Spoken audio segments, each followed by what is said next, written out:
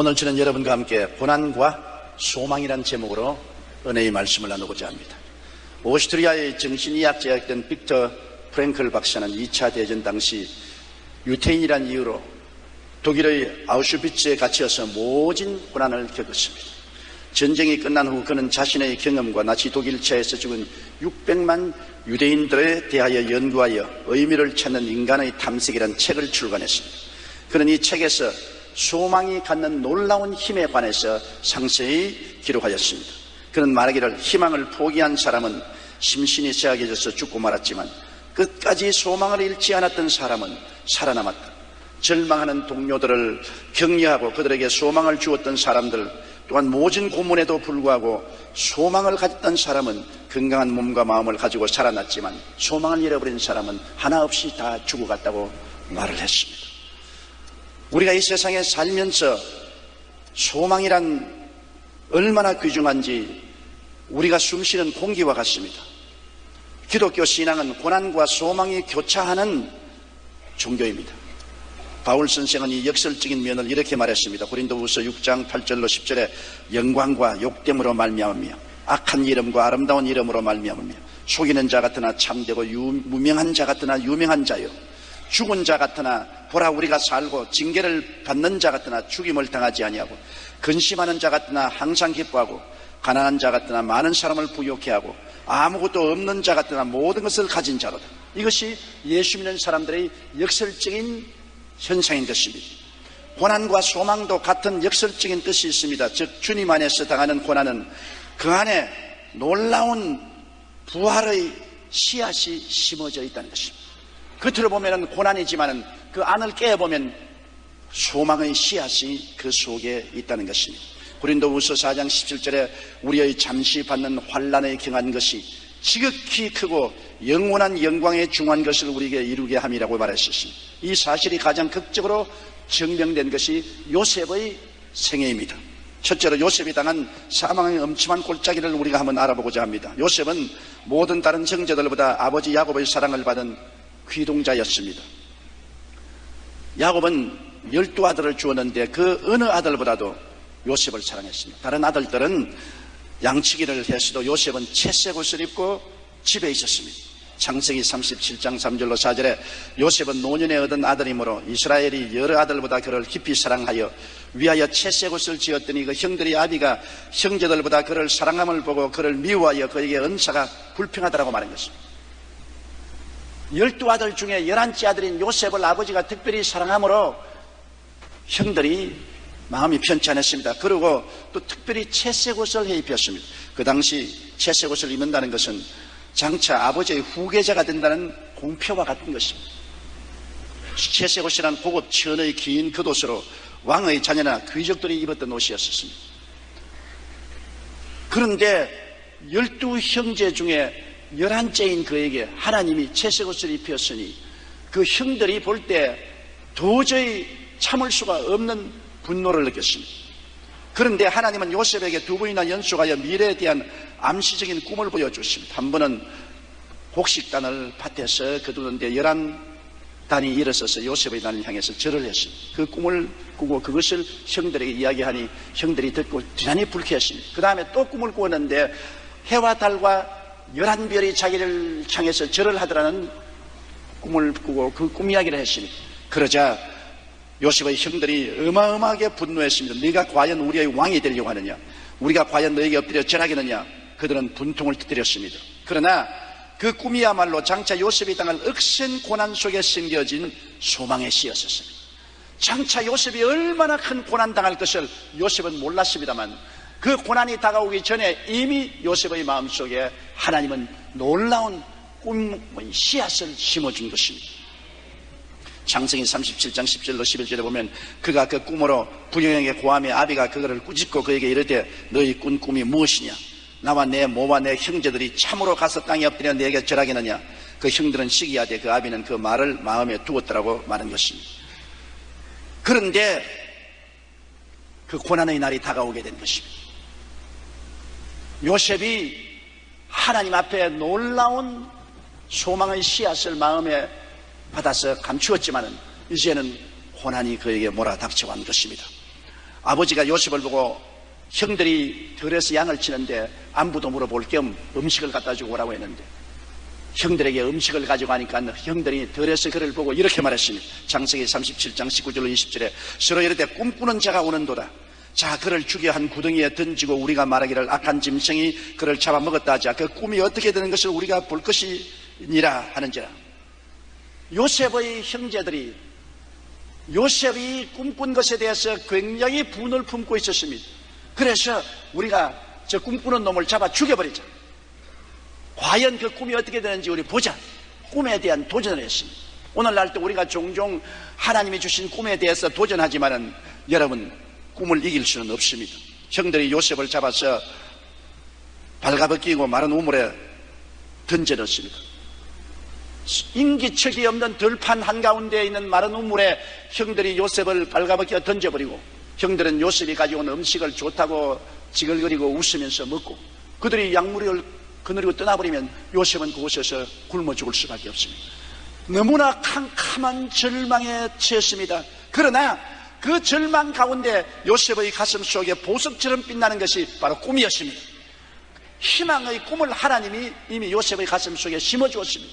눈에 아무 전가 안 보이고 귀에는 아무 소리 안 들리고 손에는 잡혀놓고 그 앞길 칠흑같이 어두워도 그는 그 모든 것을 초월해서 이미 그 가슴 속에 보석처럼 반짝이는 꿈을 품고 있었습니다. 인간적으로 볼 때는 앞이 캄캄합니다. 그 꿈이 어떻게 되는가 보자. 과연 그 꿈이 그를 살릴 것인가요? 살려냅니다.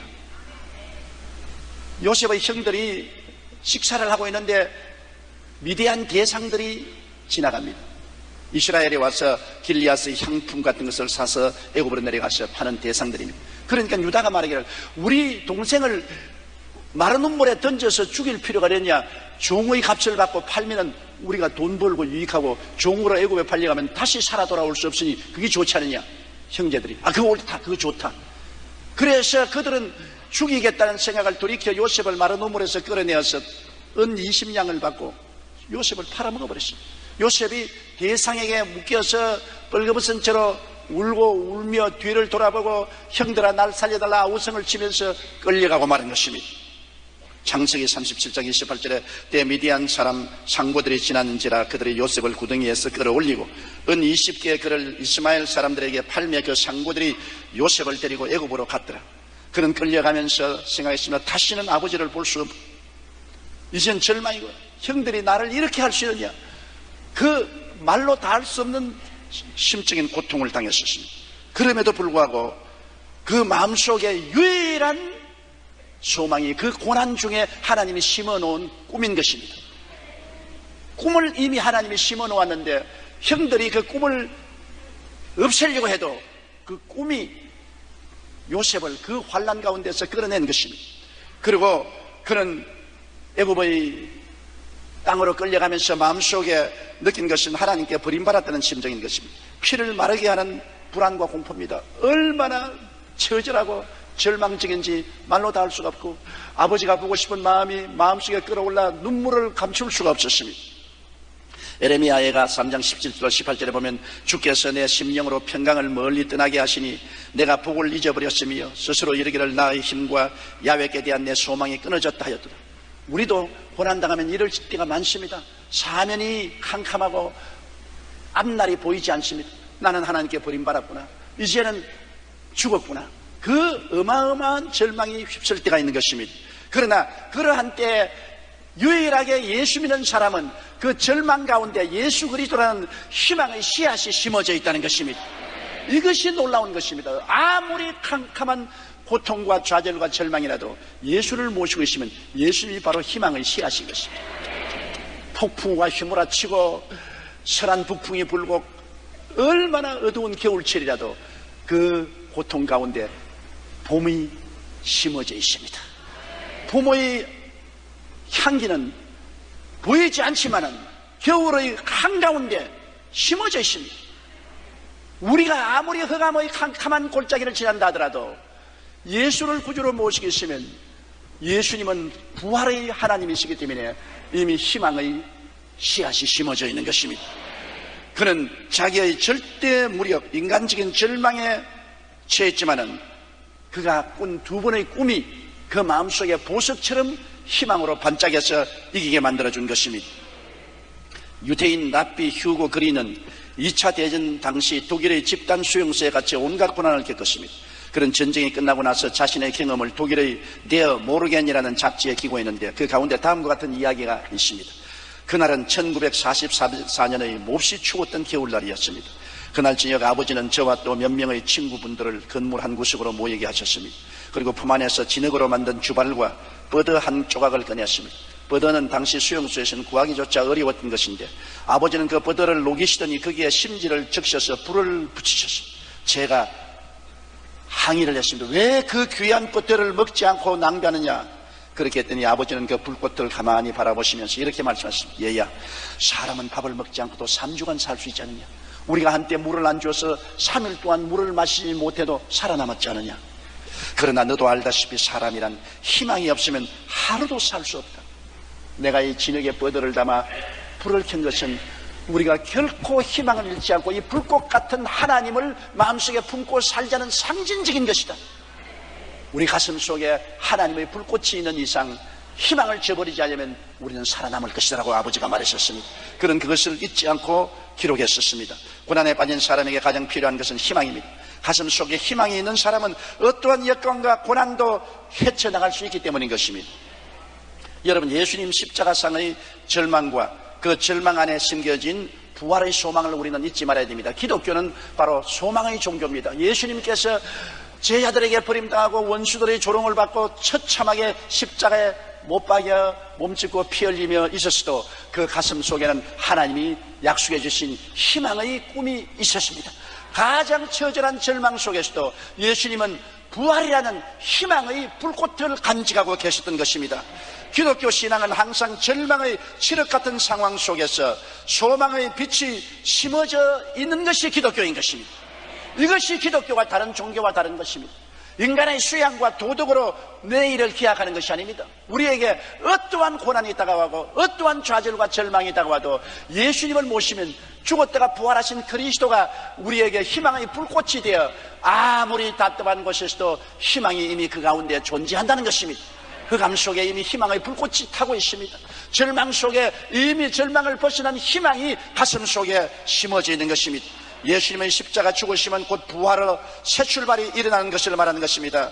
혹독한 겨울의 추위 속에서 봄의 희망이 심어지는 것처럼 혹독한 괴로움과 고통 속에도 그리스도는 부활의 희망으로 우리 속에 내재하고 계신 것입니다. 그러므로 예수 그리스도 안에 어떠한 역경이 다가와도 희망의 불길은 타고 있는 것입니다. 사람들은 우리의 생활을 보고 사방으로 움켜 삼이었다, 이제는 희망이 없다, 버림받았다고 생각하지만은 예수 믿는 사람은 우리 속에 희망의 불꽃 예수님이 불타고 있는 것입니다.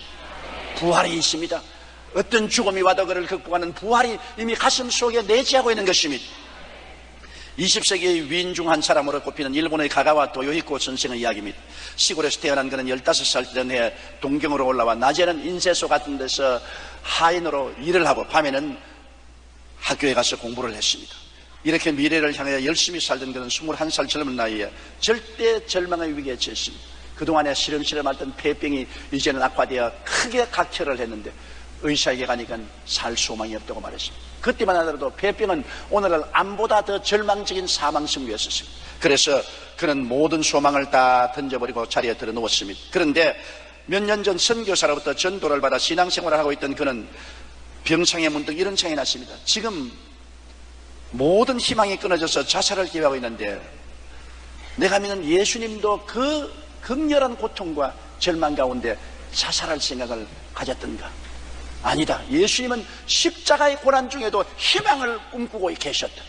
그러면 예수님을 믿는 내가 이 폐병이라는 절대 절망에서 자살을 하면 어떻게 하겠는가? 예수님이 내 가슴 속에 계시니 이 절망의 악음 속에서도 나는 희망이 있다. 그러므로 절망을 바라보지 말고 희망을 향해서 나가자. 그는 피를 토하고 쇠약해진 몸을 가졌음에도 불구하고 그 자리에서 일어났었습니다. 그래서 그는 예수 그리스도를 의지하고 부활을 바라보고 살겠다고 결심을 하고 난 다음 세간을 달구지에 싣고 그 길로 니가와라는 빈민굴로 들어갔습니다. 그 빈민굴 속에서 가가와 도요이코 선생은 평생을 창녀와 술주정뱅이들과 전과자들을 돌보며 자신이 깨달았던 소망에 관한 복음을 전도했습니다. 그 빈민굴의 가장 절망적인 상황에 허덕이는 사람들에게 소망의 불꽃이 있다. 예수를 모시면 이 절망 가운데 소망의 꽃이 필 수가 있다고 그는 전도한 것입니다. 빈민굴에 들어가기 전 가가와 도요이코 선생이 기록했던 일기에는 다음과 같은 글이 적혀 있습니다. 나 가가와 도요이코는 방금 죽었다. 이제부터 나는 새롭게 사는 것이다.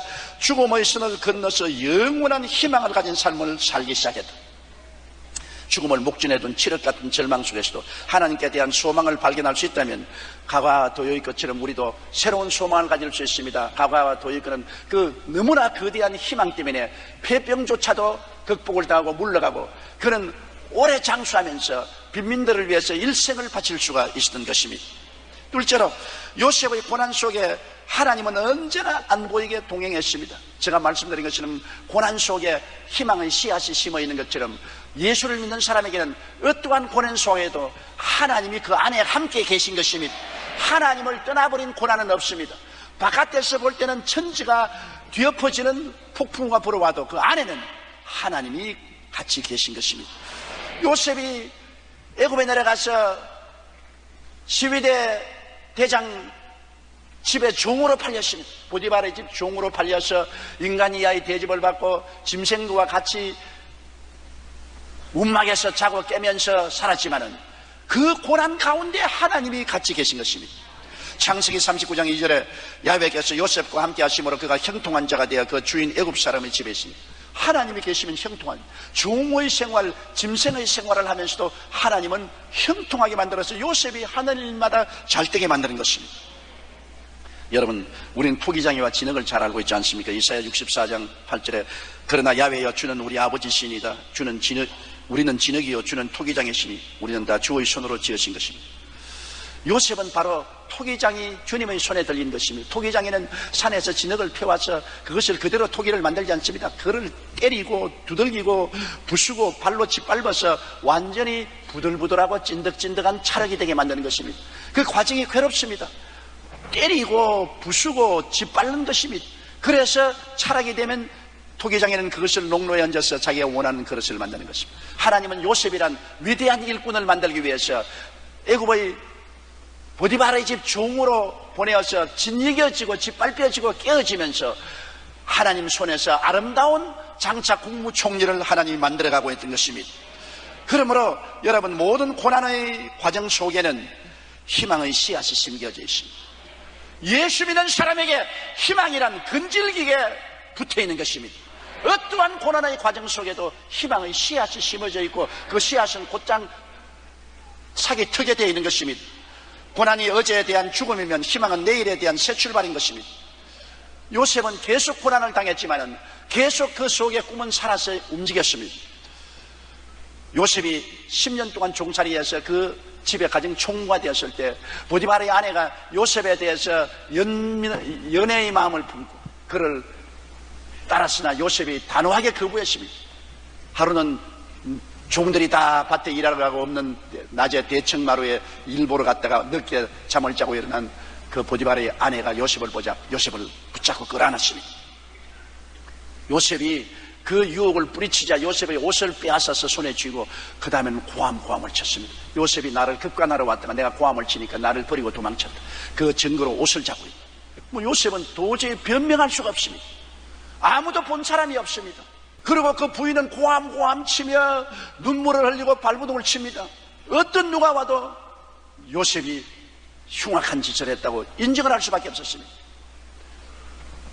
창세기 39장 19절 20절에 보면 주인이 그 아내가 자기에게 고하기를 당신의 종이 내게 이같이 행하였다 하는 말을 듣고 심히 노한지라. 요셉의 주인이 그를 잡아 옥에 넣으니 그 옥은 왕의 죄수를 가둔 곳이다. 옥에 넣는다는 것은 기적입니다. 왜냐, 그 당시에는 강간을 하려 온 사람을 잡으면 적결 처분을 합니다. 그 자리에서 목을 쳐버립니다.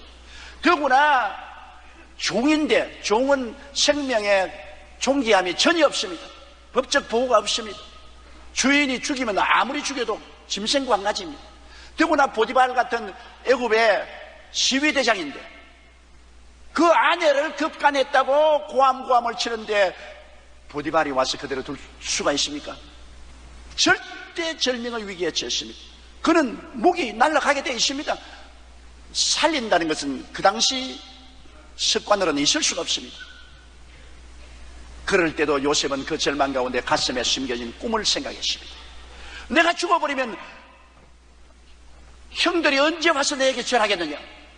하나님은 형들이 내게 와서 무릎을 꿇어 절하는 것을 보여주셨다. 이 암울한 절망 속에서도 꿈은 이루어질 것이다. 그런데 하나님이 그 꿈을 통해서 역사하셨습니다. 그 보디발이 요셉을 죽이지 않고 정치범 수용소에 가두어 버린 것입니다. 이 자체가 놀라운 기적인 것입니다. 그래서 그 감옥에 들어갔는데 요셉이 그 고난 한가운데 들어갔는데도 하나님은 요셉과 그 감옥 속에 같이 계셨습니다. 창세기 39장 21절로 22절에 야훼께서 요셉과 함께 하시고, 보십시오, 감옥에서 함께 하시고 그에게 인자를 떼어서 전옥에게 은혜를 받게 하시며 전옥이 옥중 죄수를 다 요셉의 손에 맡김으로 그 재반 사물을 요셉이 처리하시더라. 신명기 31장 8절에는 야훼 그가 내 앞에서 행하시며 너와 함께 하사 너를 떠나지 아니하시며 버리지 아니하시리니 너는 두려워 말라, 놀라지 말라. 하나님을 믿는 사람의 특권이 바로 여기에 있는 것입니다. 에레미야 예가 3장 31절로 33절에 이는 주께서 영원토록 버리지 않으실 것이며 제가 비록 근심하게 하시나 그 풍부한 자비대로 긍휼히 여기실 것이니라. 주께서 인생으로 고생하며 근심하게 하심이 본심이 아니로다. 하나님이 우리를 깨뜨려서 질그릇으로 만들기 위해서 고난의 과정을 통하게 하는 것이지, 하나님의 본심은 우리를 영원히 근심하게 하는 것이 아니라는 것을 성경은 말하고 있는 것입니다. 마음에 심어놓은 희망의 씨앗은 반드시 싹이 틉니다. 고난이란 텃밭에 심어놓은 그 씨앗은 그대로 죽지 않습니다. 반드시 싹이 틉니다. 요셉에게 다가온 그 어마어마한 고난, 힘들게 버림을 당하고 애굽의 종으로 팔리고 보디발의 집에서 10년 종살이하고 보디발의 아내에게 참소를 당하여 정치인 감옥에 갇히고 하는 그 고난의 텃밭에 심어져 있던 꿈은 때가 오면 싹이 나고 잎이 피고 꽃이 피고 열매를 맺게 되는 것입니다. 참 겨울에도 그 가운데 봄의 씨앗이 심어져 있어 때가 오면 겨울은 물러가고 봄의 꽃이 피는 것과 같은 것입니다. 그가 감옥에서 있을 때 술장관, 떡장관이 모반죄로 감옥에 갇혔는데 그 두 사람이 다 꿈을 꾸었는데 꿈을 해석하지 못해요. 그런데 요셉이 그 두 사람의 꿈을 성령의 은혜로 해석해 주었습니다. 그 꿈대로 떡장관은 바로의 생일날 처형을 당했고 술장관은 복귀가 되어서 다시 술장관으로 일하게 되었습니다. 이 요셉의 꿈대로 이루어져서 술장관이 굉장히 요셉에게 감사하게 되겠습니다. 그런데도 불구하고 요셉이 술장관에게 내내 부탁해서 바로왕에게 말해서 자기를 건져달라고 했으나 술장관은 까맣게 잊어버렸습니다. 그 이후에 2년 동안 요셉은 감옥에 그대로 있었습니다만 2년 후에 바로가 꿈을 꾸었습니다. 바로가 두 번 연속 꿈을 꾸었는데 그 꿈을 해석할 수가 없어서 온갖 애굽의 술사들과 박사들을 다 불러도 해석을 못할 때 그때 술장관이 무릎을 탁 치면서 왕이여, 내가 왕의 분노를 받아서 떡장관과 함께 시위대 뜰 감방에 갇혀 있을 때 히브리 종 요셉이라는 사람이 있었는데 하루 우리가 꿈을 꾸고 해석을 못할 때 요셉이 와서 꿈의 해석을 했는데 내 동료는 그 꿈 해석대로 처형을 당하고 그 꿈 해석대로 나는 복직이 되었습니다. 왕이 그 요셉을 빨리 데리고 오너라. 하루는 요셉이 감방에 있는데 갑자기 바깥에서 요란스럽게 수레 소리가 나고 사람들이 웅성거리더니만 요셉의 감방문을 열더니 이발사가 와서 이발을 하고 그 다음에는 아유 좋은 옷을 비단 옷을 입히고 향수를 뿌리고 하더니만 그러고 수레에 신고 가는데 보니까 바로 왕궁으로 가는 것입니다. 창세기 41장 14절로 16절에 보면 이에 바로가 보내어 요셉을 부르며 그들이 급히 그를 옥에서 낸지라. 요셉이 곧 수염을 깎고 그 옷을 갈아입고 바로에게 들어오니 바로가 요셉에게 이르되 내가 한 꿈을 꾸었으나 그것을 해석하는 자가 없더니 들은즉 너는 꿈을 들으면 능히 푼다 하더라. 요셉이 바로에게 대답하여 가로되 이는 내게 있는 것이 아니라 하나님이 바로에게 평안한 대답을 하시리이다. 꿈을 여러분 해석해 줍니다. 꿈을 품는다는 것은 내일에 대한 희망을 주기 위한 것입니다.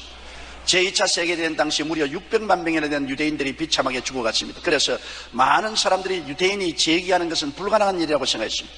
국민의 600만 명이 죽었으니 이제는 재기할 수 없다. 그런데 오늘날 유대인은 어떻습니까? 그들은 잃었던 옛 땅을 되찾고 세계 열강과 당당히 어깨를 겨루고 있습니다. 그토록 처참하게 파멸되었던 유대민족이 어떻게 재기할 수 있었습니까? 그것은 그들이 어떤 상황에서도 야훼 하나님께 대한 소망을 두었기 때문인 것입니다. 일례로 어느 유대인 강제 수용소 벽에 이런 문구가 새겨져 있었다고 합니다. 나는 믿노라 해가 비치지 않더라도 해가 있다는 것을, 나는 믿노라 사랑을 느낄 수 없을 때라도 사랑이 있다는 것을, 나는 믿노라 하나님께서 침묵하실지라도 여전히 침묵 뒤에 하나님이 계시다는 것을. 이 글은 누군가 사형을 당하기 직전 절대 절망의 순간에 새겨놓은 것입니다. 그들은 소망이라고 하는 전혀 찾아볼 수 없는 처절한 고난 속에서도 하나님의 존재를 믿으며 하나님께 소망을 두었습니다. 결국 이런 소망이 오늘날 유대인들이 합쳐서 이스라엘을 만들게 한 것입니다. 우리가 이 세상에서 절망을 극복하고 살 수 있는 유일한 힘은 바로 우리의 소망 되시는 야훼 하나님을 의지하는 데 있습니다. 하나님께 대한 소망은 우리와 하여금 부활의 삭이 크게 만들어주는 것입니다. 요셉이 절대 절망의 상황 속에서도 그 마음속에 심어진 꿈을 품고 있었기 때문에 그 부활의 씨앗이 때가 오매 삭슬 튀었던 것입니다. 하나님은 우리가 아무리 고난당하고 괴로워도 우리가 마음속에 하나님이 심어주신 꿈의 씨앗을 버리지 아니하면 하나님은 우리를 떠나지 않습니다.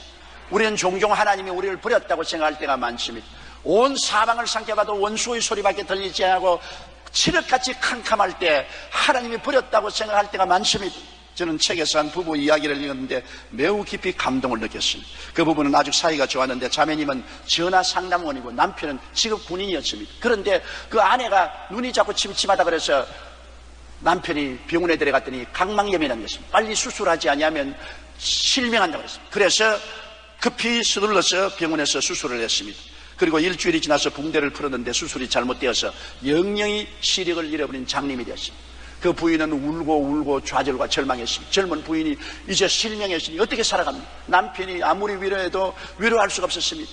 그런데 그는 기도하고 하나님 앞에 부르짖고 마음의 안정을 얻고, 눈이 비록 멀어서도 전화 상담원이니까 전화 상담은 할 수 있으니까 세월이 지나고 난 다음 다시 출근하게 되었는데, 바로 집 앞에서 버스가 출발하면 자기 사무실에 도착하기 때문에 다행이라고 생각하고 한 6개월 동안 남편이 그 아내를 손잡고서 버스에 태워서 직장까지 데려다 주었었습니다. 그러다가 그 아내가 이제는 자유롭게 눈이 어두워도 직장에 출석할 수 있게 되자 남편은 이제는 아내를 자유롭게 해주었습니다.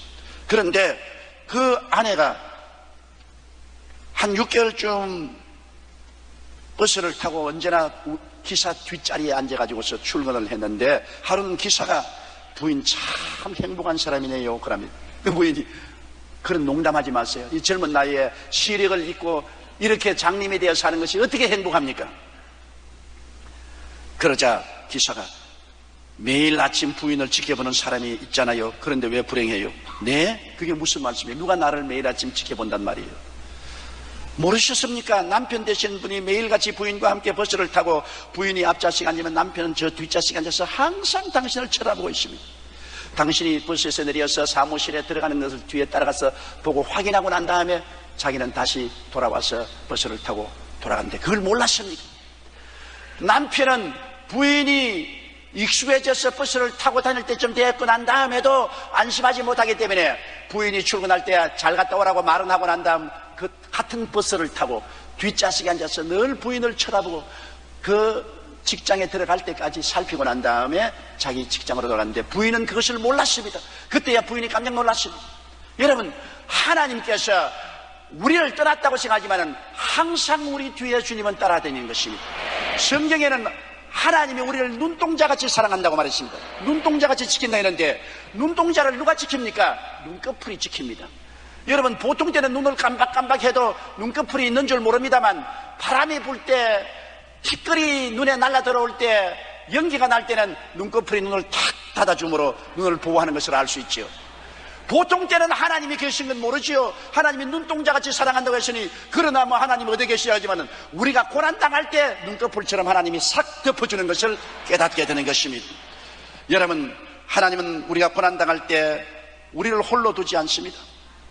우리 눈으로 보지 못해도 항상 곁에 계신 것입니다. 스위스의 법학자 철학자 힐티는 대개 행복한 때보다 고난의 때 하나님은 더 가까이 계신다고 그는 말했습니다.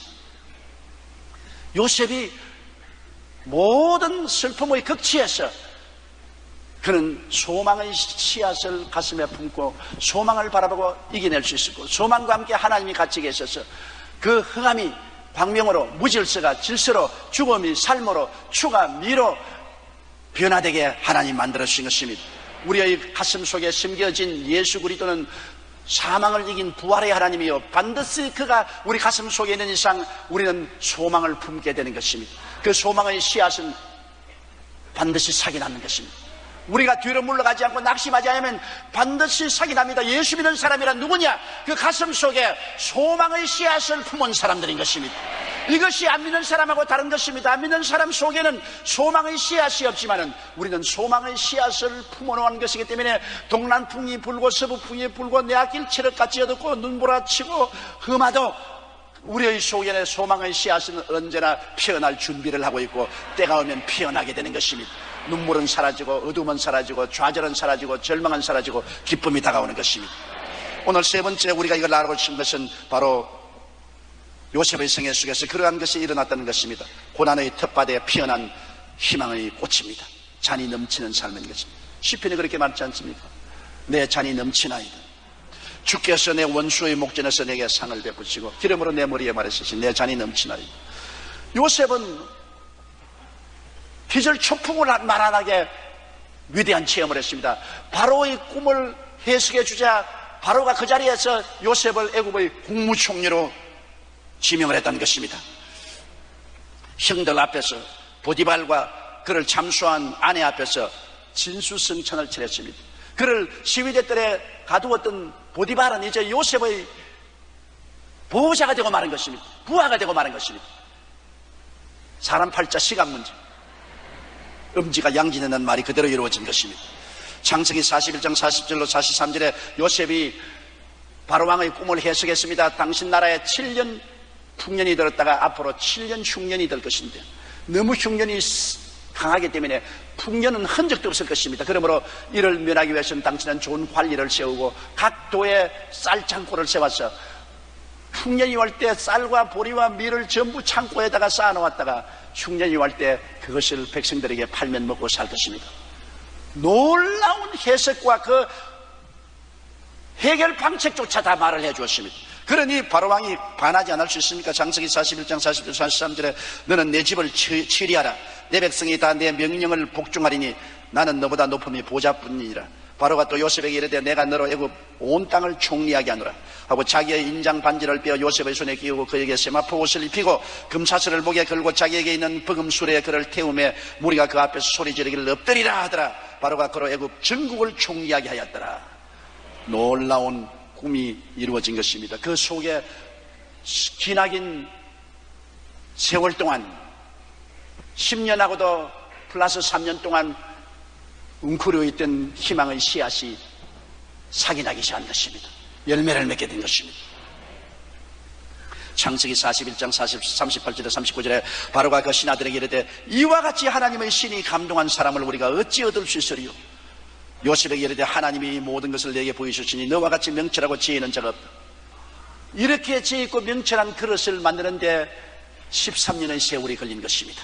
하나님은 종으로 팔리고 종살이하고 배반당하고 감옥에 들어가고 하는 그를 통해서 요셉을 깨뜨리고 짓발라 부드러운 찰흙을 만들어서 이렇게 아름다운 그릇으로 주님이 만들어 놓으신 것입니다.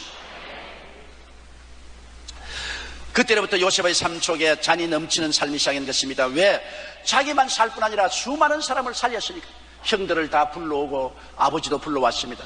애굽의 고센 땅에서 그들을 양육했습니다. 나중에 아버지 야곱이 세상을 떠자 형들이 두려웠습니다. 자기들이 요셉을 종으로 팔은 것이 내내 양심에 갇히게 되고 고통스러웠습니다. 그래서 요셉의 사랑을 받고 공양을 받으면서도 내내 마음이 괴롭다가 아버지가 세상 떠니까 이제 아버지 없는 처지에 요셉이 우리에게 분을 품고 원한을 갚지 않겠냐 두려워서 요셉에게 나와서 무릎을 꿇었습니다. 창세기 50장 15절 12절에 요셉의 형제들이 그 아비가 죽었음을 보고 말하되 요셉이 혹시 우리를 미워하여 우리가 그에게 행한 모든 악을 다 갚지는 아니할까 하고 요셉에게 말을 전하여 가로되 당신의 아버지가 돌아가시기 전에 명하여 이르시기를 너희는 이같이 요셉에게 이르라 내 형들이 내게 악을 행하였을지라도 이제 바라건대 그 허물과 죄를 용서하라 하셨더라 하라 하셨으니 당신의 아버지의 하나님의 종들의 죄를 이제 용서하소서 하며 요셉이 그 말을 들을 때 울었더라. 형들이 말하는 것은 거짓말이지요. 아버지가 세상 끌 때 그런 말 할 택이 있어요. 그러나 아버지 이름을 걸어가지고서 이제 목숨만 살려고 요셉에게 아버지가 용서해 주라고 그럽디다. 요셉은 아버지를 사랑하니까. 그러나 요셉이 얼마나 그 어려운 고난 속에서 깨어지고 하나님의 사람으로 변화되었든지 그 말을 들었을 때 요셉이 울었다고 말한 것입니다. 뭐 어째 과거에 나를 팔아놓고 난 다음에 이제 와서 뒷북치는 소리에 이제 아버지로 세상 떴으니까 너까지 것들 한번 두고 보자, 그렇게 말하는 것은 일반 사람이 할 수 있는데 요셉은 얼마나 그동안의 고난을 통해서 깨어져 하나님 사람이 되었던지 그 말을 들었을 때 그는 울었습니다. 불쌍한 생각을 가지고 울었던 것입니다. 창세기 50장 19절 21절에 요셉이 그들에게 이르되 두려워 마소서. 내가 하나님을 대신하리이까. 당신들은 나를 헤아려야 하시나 하나님은 그것을 선으로 바꾸사 오늘과 같이 만민의 생명을 구원하게 하시리 하셨나니 당신들은 두려워 마소서. 내가 당신들과 당신의 자녀를 기르리이다 하고 그들을 간곡한 말로 위로하였다. 자, 당신들은 나를 해하려고 했어도 하나님은 그를 선으로 바꾸었다. 왜 선으로 바꿨냐? 요셉의 마음속에 꿈의 씨앗을 품었기 때문인 것입니다. 여러분, 성경 말씀 창세기부터 계시록까지 하나님이 우리에게 주신 하나님의 언약의 말씀이 얼마나 많습니까? 다 꿈의 씨앗입니다. 우리가 이 말씀을 가슴에 심어놓으면 어떠한 역경을 당해도 꿈은 이루어지는 것입니다. 꿈의 씨앗은 사기 납니다. 여러분이 그를 품고 있는 이상은 사기 나는 것입니다. 애굽의 피라미드에서 영국 탐험대들이 씨앗을 하나 발견했는데 3000년 전의 씨앗입니다. 무슨 씨앗인지 몰라서 영국으로 건너가서 잘 심어서 물을 주고 길렀더니 아름다운 꽃이 피었습니다. 그 꽃을 알 수가 없어요. 그래서 이름을, 그 탐험대 사람의 이름을 따라서 달리아라고 붙였습니다. 달리아 꽃은 바로 애굽의 피라미드에 3000년 동안 있던 씨앗이 마르고 마른 씨앗이지만은 흙에 담아서 물을 주니 사기 난 것입니다. 여러분 속에 심은 하나님의 약속의 말씀의 씨앗은 아무리 세월이 흘러가도 죽지 않습니다. 여러분 가슴에 품고 있으면 그것은 사기 나게 되어 있는 것입니다.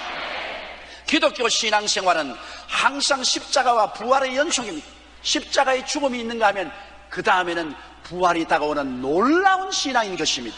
크고 작은 고난의 십자가에서 내가 죽으면 예수님 안에서 부활의 새로운 희망이 솟아나는 것입니다.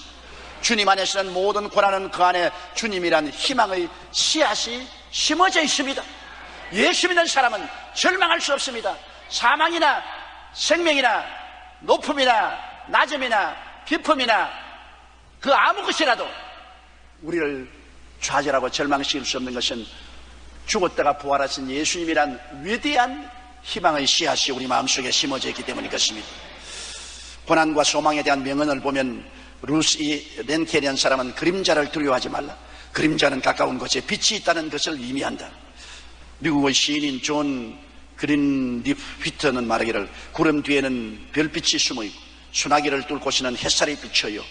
모든 것을 사랑하시는 하나님은 모든 것을 위하여 소망을 남겨두셨다고 말한 것입니다. 프랑스의 철학자 윤리학자인 장 켈레비치는 희망은 절망의 나락에 빠진 잿더미에서도 지치지 않고 되살아난다고 했습니다. 바이런 영국 시인은 폭풍이 지나간 들에도 꽃이 피고 지진에 무너진 땅에도 맑은 샘이 솟아나며 초토 속에서도 새싹이 돋는다. 밤이 길어도 아침에 동산을 빛내고 오늘이 고달파도 보람찬 내일이 있다고 희망찬 시를 적은 것입니다. 여러분, 예수 믿는 사람에게는 희망이 있습니다. 십자가의 죽음이 아무리 거세어도 부활이라는 놀라운 희망이 있는 그 그리스도가 우리의 희망의 씨앗이 되어 우리 가슴 속에 있기 때문에 우리에게는 내일이 오늘보다, 다음 달이 금번달보다, 명년이 금년보다, 미래는 영원한 희망의 꽃이 피게 될 것입니다. 다 같이 고개 숙여 기도드리겠습니다. 전능하시고 거룩하신 아버지 하나님, 우리의 삶이 아무리 거칠고 험하고 어둡고 답답해도 우리의 가슴 속에 예수님이 계시면 희망의 씨가 심어져 있습니다. 모든 절망을 극복하고 희망은 살아납니다. 아무리 겨울이 어둡고 캄캄하고 눈소리 치고 고통스러워도 겨울의 속에 봄은 품어 있습니다. 봄은 그 속에 이미 품어져 있습니다. 봄은 겨울을 극복하고 겨울을 물리쳐버리고 아름다운 싹이 피고 줄기 나고 꽃을 피울 것입니다. 우리 아버지, 우리의 마음속에는 항상 영원한 그리스도 봄을 품고 있다는 것을 알고 낙심하지 말게 도와주시옵시고, 어떠한 절망에도 가슴 속에 계신 그리스도를 바라보고 감사하고 꿈꾸고 찬미하고 내일을 향해서 전진하는 우리들이 되게 도와주옵소서. 예수님 이름으로 기도드리옵나이다.